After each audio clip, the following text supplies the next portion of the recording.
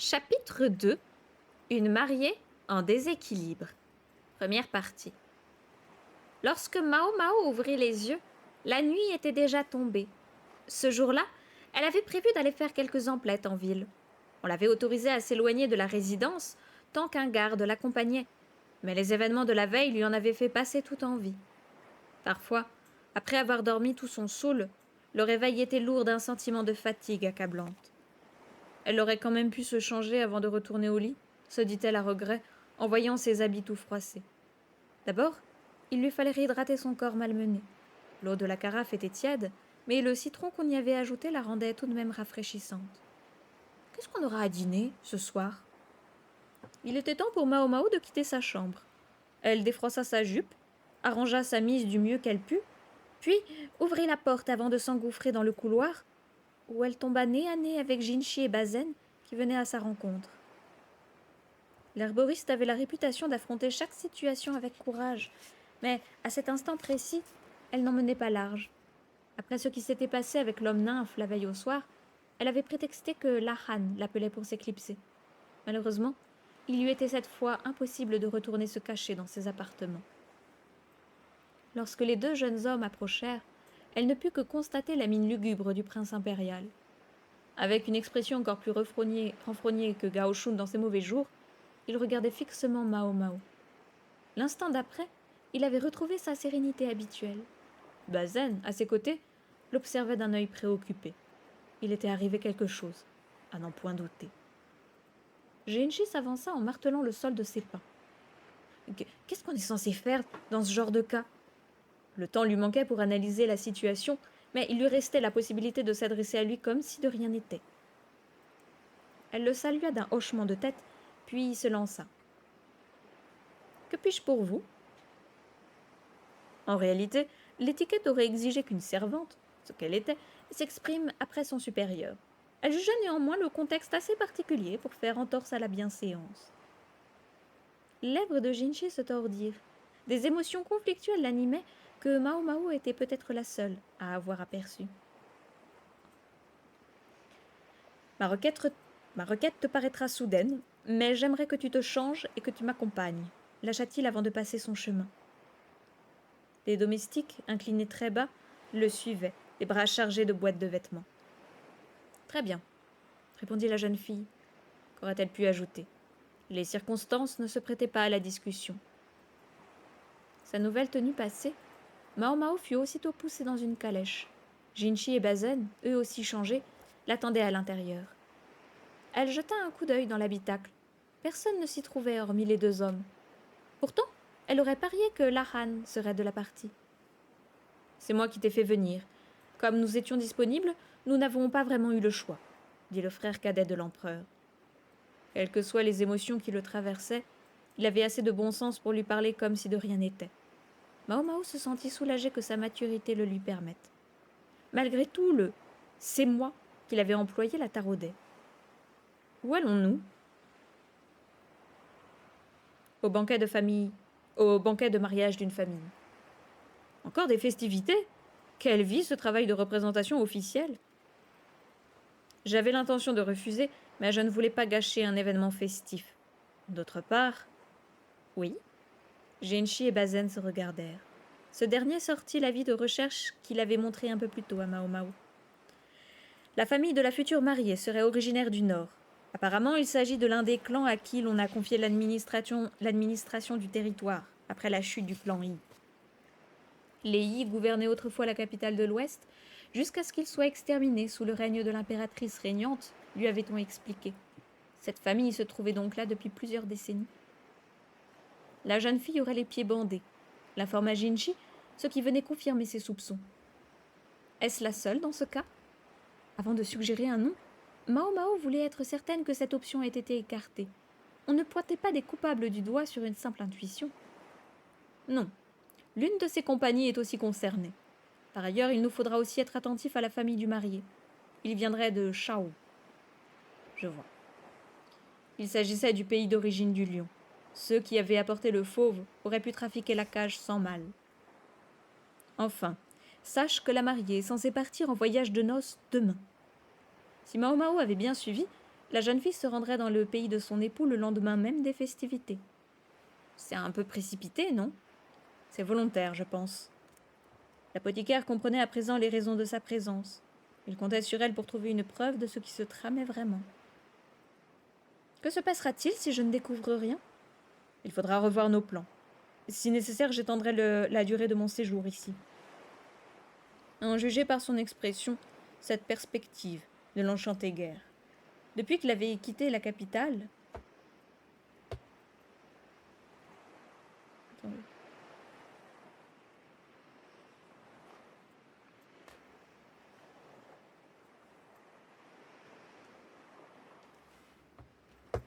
Depuis qu'ils avaient quitté la capitale, presque un mois plus tôt, le frère cadet de l'empereur semblait avoir toujours plus de problèmes à résoudre.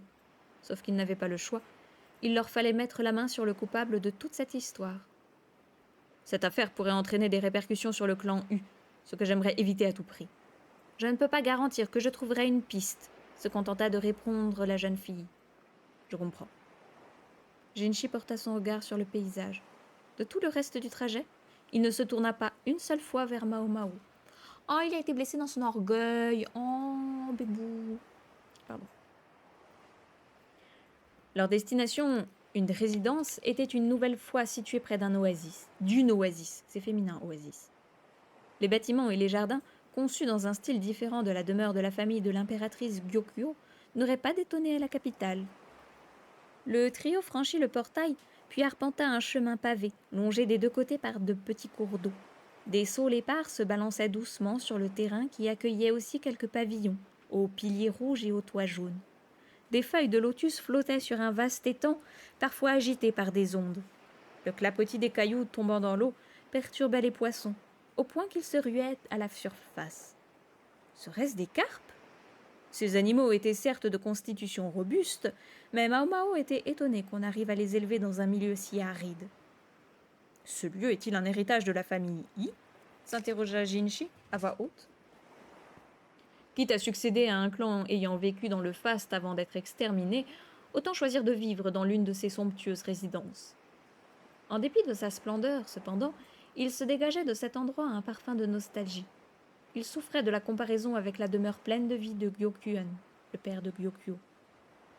Tous les trois traversaient le pont qui enjambait l'étang quand un homme s'approcha d'eux avant de s'incliner révérencieusement. « Je suis désolé de vous avoir fait attendre, » dit-il en les saluant. Il s'agissait du maître des lieux. Outre qu'il était petit et dodu, la calvitie le guettait. Derrière lui se tenait une femme, son épouse, à n'en pas douter. Elle avait de petits pieds et portait des chaussures à la forme particulière. « Ma fille sera ravie de constater que le prince de la nuit nous a honorés de sa présence. »« Le prince de la nuit ? Tiens donc !» Il parlait certainement de Jinchi. Dans ce pays, rares étaient les privilégiés autorisés à prononcer son véritable nom, qui contenait au demeurant le caractère de la lune, d'où le surnom donné par cet homme. « Laissez-moi vous accompagner jusqu'à votre place, » poursuivit leur hôte. Il les invita à le suivre vers l'un des pavillons où l'on avait déroulé un tapis. Sur l'étang flottait un bateau ainsi que des lanternes. Pour l'heure, la lumière du crépuscule ne rendait pas justice à ces décorations, mais le spectacle offrirait à coup sûr une atmosphère surnaturelle, une fois la nuit tombée. Jinchi était placé à côté du maître de maison, lui-même flanqué de Gyokuen, également invité à la célébration. « Par ici !» lança Bazan à Mao Mao. « On a insisté pour que tu puisses venir. C'est Dame Lichou qui aurait dû être là, ce qui explique pourquoi ton siège est un peu plus loin. Je vais t'assigner une servante. Fais appel à elle en cas de besoin. » Voilà pourquoi la place de l'apothicaire semblait avoir été préparée à la hâte. Une jeune femme, qui avait en effet tout l'air d'une dame de compagnie, surgit soudain derrière le jeune militaire. Quelques autres femmes, aux pieds non atrophiés, étaient présentes. Aux places d'honneur était installé un homme entre deux âges, aux cheveux clairs et aux traits anguleux, autant de caractéristiques indiquant qu'il s'agissait d'un étranger, et une jeune fille dissimulée sous un voile fluide. Avec sa tenue immaculée, on aurait dit une poupée derrière une vitrine. Ce doit être la mariée, je suppose. Elle semblait docile, encore qu'elle pût très bien jouer la comédie. Mao Mao se retint de laisser libre cours à ses envies d'alcool et se contenta d'un jus de fruits. Organiser un banquet à l'extérieur de nuit était plutôt original, mais les plats et la musique ne changeaient pas de l'ordinaire. L'herboriste commençait à en avoir par-dessus la tête de ces festivités. Elle ne voyait pas la nécessité d'être très attentive. Profiter des mets et tenir la mariée à l'œil devrait suffire. Coucou Saskia, coucou, merci pour le raid, c'est trop gentil. T'étais en train de t'enfiler des perles. Ça tombe bien, en plus il y a une petite pause là dans le texte. Il y a 3 petites étoiles qui indiquent la pause. Merci, coucou Saskia. Attends, je bois.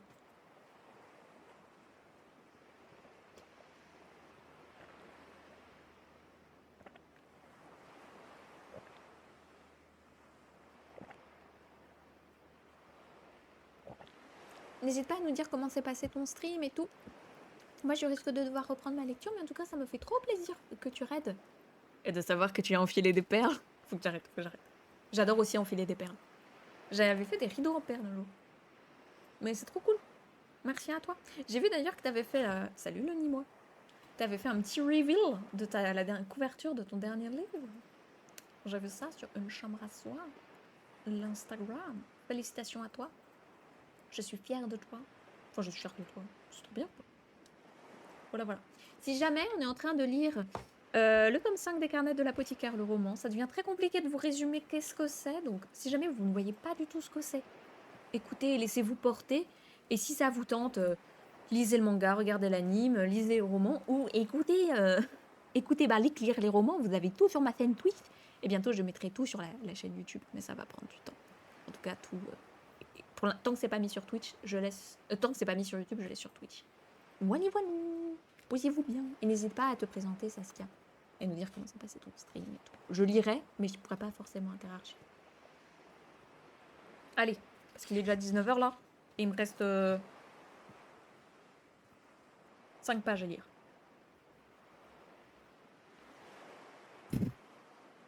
Quitte à être obligé d'assister à ce banquet, Mao se sentait la responsabilité de découvrir au moins un indice. Cependant, aucune occasion d'agir ne s'était encore présentée. Un invité était venu lui parler un peu plus tôt, et après cela ne s'était plus arrêté. Les convives étaient tous des vrais moulins à parole. Elle avait déduit de cet engouement soudain que son rôle d'accompagnatrice de Jinshi avait été vanté. Les visages étaient souriants, les verres sans cesse remplis, mais les regards embrumés cachaient autre chose, de l'ambition chez les hommes et de la jalousie chez les femmes. Et s'il fallait y voir la raison de la présence de Mao à ce banquet? Jinshi avait peut-être voulu lui montrer ce qu'impliquait d'accompagner le frère cadet de l'empereur. L'époque où on la traitait comme une simple servante semblait bel et bien révolue. Non. Mao était-elle égoïste au point de vouloir que l'homme nymphe se comporte comme il l'avait toujours fait avec elle, qu'il ne tienne pas compte de ce qui s'était passé la veille? Leur relation, jusque-là très professionnelle, convenait très bien à la jeune fille. Pour l'heure, c'était ce qu'il y avait de mieux pour elle. « Vous êtes bien réservée, mademoiselle. » L'herboriste, dissimulé sous un voile opaque, ne répondit pas. Les derniers temps, la vulgarité langagière du quartier des plaisirs lui était revenue. Elle préférait donc laisser la servante, qui lui avait été assignée, s'exprimer à sa place, afin d'éviter tout faux pas. « Pensez de moi ce qui vous chante », songea-t-elle en reportant son regard vers le centre du banquet. La mariée avait disparu. La dame de compagnie dut remarquer la réaction qu'avait eue Mao, car elle lui murmura à l'oreille « Il semblerait qu'elle soit partie se repoudrer le nez. » L'herboriste se leva dans le but de l'imiter, mais des invités, qui manquaient clairement de discernement, lui barraient la route. Elle tenta un regard vers Jinshi, qui n'était pas mieux loti qu'elle. Bazen, pour sa part, observait d'un œil froid les femmes qui lui servaient à boire. Son visage avait rougi, mais il aurait été grossier d'en chercher la cause, que ce soit l'alcool ou tout autre sentiment. Tandis que Mao réfléchissait à un moyen de s'éclipser, un bruit retentit. Elle se tourna vers la source du vacarme, à l'instar des autres convives. Au milieu de l'étang, un bateau brillait de la lumière de 1000 lampions. Des feux d'artifice multicolores, les coupables du tapage, explosaient dans tous les sens au-dessus de l'eau. Ce divertissement avait sans doute été prévu depuis le début. « Ah, le mariage !» commença un homme ivre qui titubait hors du pavillon. Pour une raison obscure, il alla s'aventurer dans l'étang, où il attrapa une grosse carpe à main nue. « C'est une écarpe importante de la vie !» s'exclama-t-il. Sur cette mauvaise blague, il entreprit de donner sa prise à un domestique. « Cuisine-la pour moi, veux-tu » Mal à l'aise, le serviteur ne savait que faire de la pauvre créature. Le père de la mariée vint à sa rescousse. « Je sais que tu es heureux pour ta nièce, mais tu te donnes en spectacle. Tout le monde te regarde. » L'intéressé éclata de rire.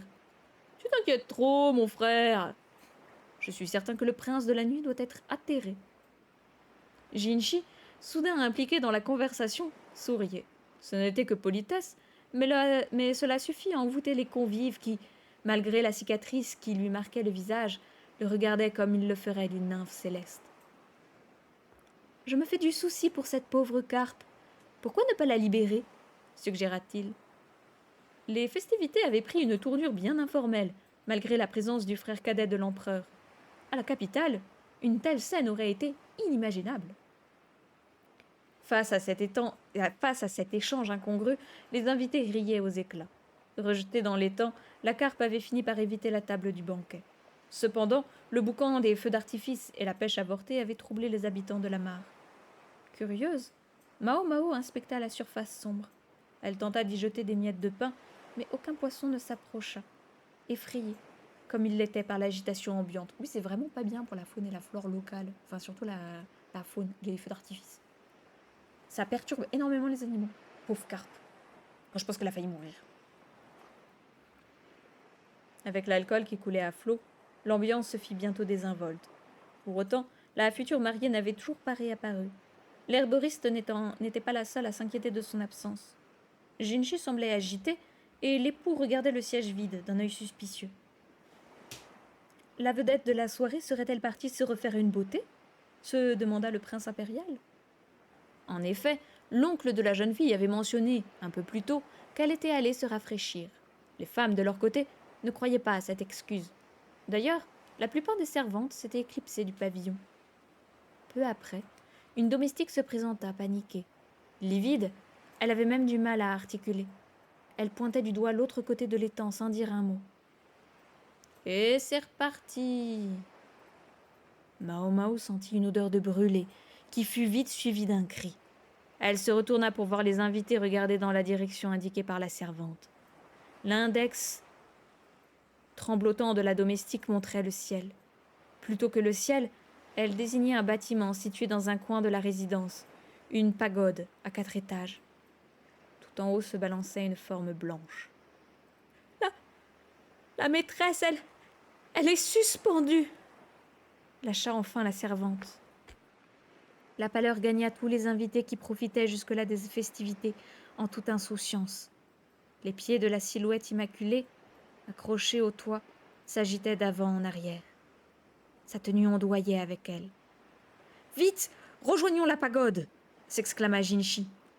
Avec Bazen, ils furent les premiers à se lever. L'époux, le père de la mariée et son oncle ne tardèrent pas à les imiter. À son tour, Mao Mao se précipita à leur suite. Les yeux embués par la fumée des feux d'artifice, elle traversa le vaste jardin verdoyant à la lumière des lanternes qui glissaient sur l'eau. Les carpes frétillaient de nouveau à la surface de l'étang. Si la pagode était bien visible, la voie qui y menait s'avéra tortueuse. L'herboriste dut se frayer un chemin entre les arbres et quelques bâtiments. Au moins les lanternes flottantes éclairaient-elles assez les environs pour qu'elles ne trébuchent pas. Parmi les premiers à pénétrer dans la tour, elle gravit les marches 4 à 4. Le souffle court, elle atteignit le dernier étage, où 2 hommes regardaient, stupéfaits, la corde qui s'était rompue. « Trouvez-la, cherchez au pied de la pagode !» s'écria Bazen en descendant les escaliers à toute allure. Il avait beau donner l'impression d'être un peu simple d'esprit, il savait réagir au quart de tour quand la situation l'exigeait. Tout le monde lui emboîta le pas. Jinchi inspectait l'extérieur de la pagode. L'édifice devait mesurer environ 20 mètres de haut. La mariée avait-elle la moindre chance de survie après s'être étranglée, et ce même si la corde avait lâché? Non. Aucune, pensa Mao Mao. Quoi qu'il en soit, être restée autant de temps suspendue n'annonçait rien de bon pour la future épouse. Elle avait forcément eu le cou brisé, à moins qu'elle n'ait tout simplement suffoqué. Des petites chaussures finement brodées reposaient par terre, à côté du bout de chanvre. Elle appartenait à la mariée. « Qu'en penses-tu » demanda Jinchi, dont le regard allait frénétiquement du sol au faîte de la pagode. Le lien avait été noué sous l'avant du toit, mais s'était rompu à autre extrémité. Plus bas, on distinguait les toitures qui se superposaient. La mariée aurait-elle glissé dessus avant de chuter? Pas grand-chose pour l'instant, répondit Mao Mao. Cette réponse lacunaire fit sourire le prince impérial amer. Le prince impérial amer. Je l'ai obligé à me dire la vérité, et voilà ma punition, murmura-t-il. Au banquet, il avait été placé au centre, ce qui visiblement lui avait permis d'échanger quelques mots avec la promise. Un bref instant, il baissa la tête, comme abattu. Il tourna ensuite le dos aux petites chaussures tout en gardant le regard rivé au sol. « Trouves-tu que je sois une horrible personne ?»« Je n'en sais rien, » lâcha Mao Mao. À ses yeux, Jinshin n'avait fait que son travail. S'il ne s'en était pas chargé, la coupable aurait à coup sûr fini par fuir vers l'ouest, ce qu'il lui fallait éviter à tout prix. Incapable d'exprimer correctement ce qu'elle pensait, la jeune fille préféra ne rien ajouter. « Allons-y, » lança-t-il froidement. Mao Mao acquiesça et descendit à pas lents les marches abruptes, laissant son esprit formuler de nouvelles interrogations. La mariée fut retrouvée, dans un triste état, hélas. Sa robe blanche avait roussi, ses bras et ses jambes tordus en des angles anormaux étaient aussi noircis que sa tenue. Alors, bouchez-vous les oreilles pour la suite si vous êtes un peu sensible. Son crâne était ouvert et son visage presque méconnaissable, mais la corde encore enroulée autour de son cou et la forme caractéristique de ses pieds avaient permis de l'identifier. Elle avait été enduite d'huile de lanterne avant d'être brûlée. Le spectacle suffit à dissiper chez les convives les effets de l'alcool consommé pendant la soirée.